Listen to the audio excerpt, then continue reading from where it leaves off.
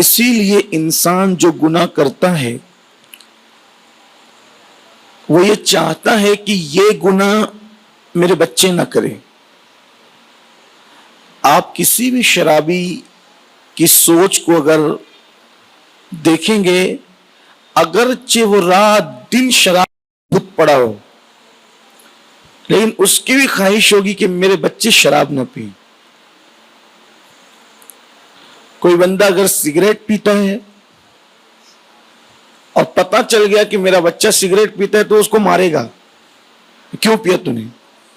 یعنی اس کو یہ ہے کہ بھئی یہ برائی جس میں کر رہا ہوں، جو میں کر رہا ہوں، میرا بچہ نہ کرے. یعنی گناہ کی برائی سب کو پتہ ہے، بلکہ گناہ کافر لوگ بھی جانتے ہیں کہ یہ گناہ ہے.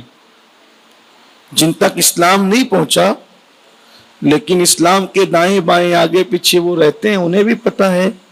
جیسے غیر مسلم لوگ بھی اگر شراب پیئیں تو وہ بھی چھپ کر پیتے ہیں.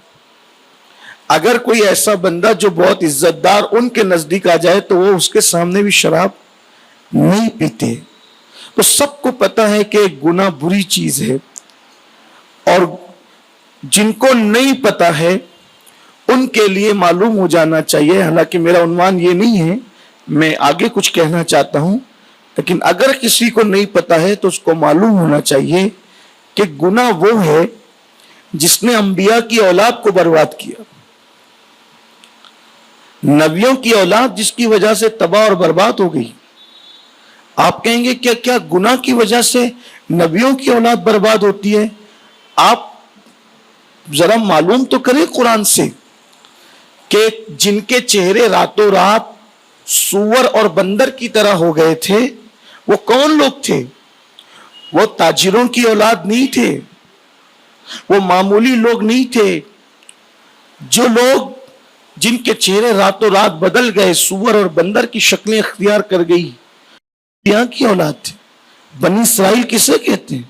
آل پیغمبر کو بنی اسرائیل کہتے ہیں. سوچو ذرا، غور کرو کہ کتنے بڑے بڑے باپ کے بیٹے اللہ کی نافرمانی کرنے پر ان کے انجام کیا ہوئے. جو لوگ زمین میں دھسا دیے گئے وہ اولاد پیغمبر تھے. جن پر پتھروں کی برسات ہوئی وہ اولاد پیغمبر تھے.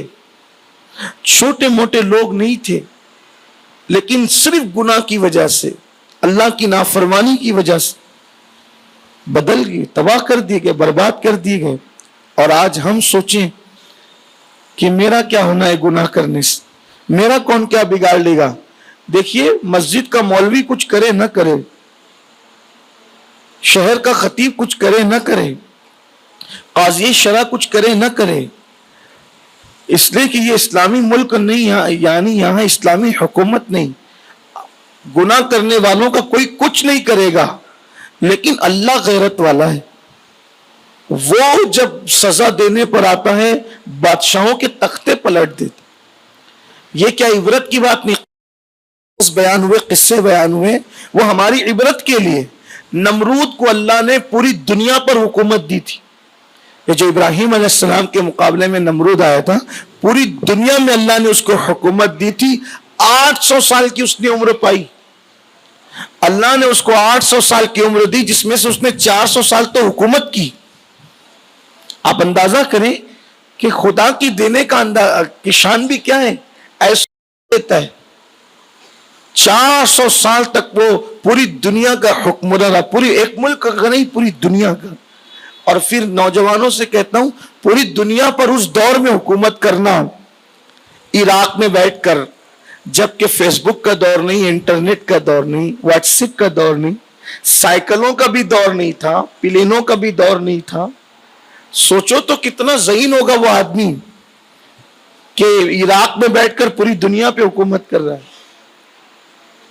حالانکہ اس وقت کی دنیا اتنی بڑی بھی نہیں تھی، لیکن دنیا تو تھی نا، ممالک تو تھے نا، دنیا کا حکمراں تھا وہ 400 سال. لیکن جب اس نے ظلم کیا، اس نے جرائم کیے، اس نے اللہ کی نافرمانی کی، اللہ نے کچھ نہیں کیا اس کے ساتھ. ایک ہی کام اس کے ساتھ کی جو ہمارے لیے عبرت ہے. یہ جو آج ہمارے جوان جوانی کے نشے میں जो दौलतमंद लोग दौलतमंदी के नशे में, मालदार लोग मालदारी के नशे में, अहले इक्तिदार लोग इक्तिदार के नशे में, हुक्मरान तबका हुक्मरान के नशे में, हुक्मरानी के नशे में, अहले इल्म इल्म के नशे में अल्लाह की नाफरमानी कर रहे हैं। उनको पता होना चाहिए अल्लाह ने कोई आप पर बम और मिसाइल नहीं भेजना, उसके यहाँ बम और मिसाइल की कोई हाजत ही नहीं है। उसने नमरूद को हलाक करने के लिए मेरे पाक अल्लाह ने एक लंगड़ा सा मच्छर, मच्छर होता कितना है, लंगड़ा मच्छर उसकी नाक में घुसा दिया बस, और वही शादी का जरिया बना। के 400 साल नमरूद बाद के 400 साल हुकूमत की, 400 साल और जिया, 800 साल उसकी हुकूमत, यानी कि हुकूमत के बाद के 800 साल। हालांकि वो दौर भी उसका हुक्मरानी का ही था दौर, क्योंकि और कोई बादशाह तो था नहीं, लेकिन उसकी जिल्लत आपको मालूम होना चाहिए ताकि लोगों को गुनाह करने से पहले एहसास हो कि अल्लाह कितना गैरतमंद है कि जब उसके नाक में लंगड़ा मच्छर घुसा है और सर पे पहुंचा है, तो वो जब हरकत करता था, जब वो हरकत करता था तो तड़पता था। तड़पता था तो होता क्या था, तड़पता था होता था, दो काम किए जाते थे। एक तो लोहा गर्म करके उसके सर पे रखा जाता था तो उसको आराम मिलता था, और दूसरा जूते उसके सर पे मारे जाते थे तो उसको आराम मिलता। अब जितनी देर तक के लोहा आराम मिल गया, अब जब लोहा गरम गरम हटेगा तो एक नई मुसीबत पैदा करेगा। आप गौर कीजिए, ये अल्लाह रब्बुल इज्जत की सजा है जो अल्लाह गुनहगारों को दुनिया ही में देता है। अब आपसे मैं पूछता हूं कि अगर अल्लाह हमें कोई सजा ना भी दे, फरिश्ते तो आएंगे नहीं हमारी पीठ पे इस वक्त कोड़े बरसाने के लिए, कुछ नहीं।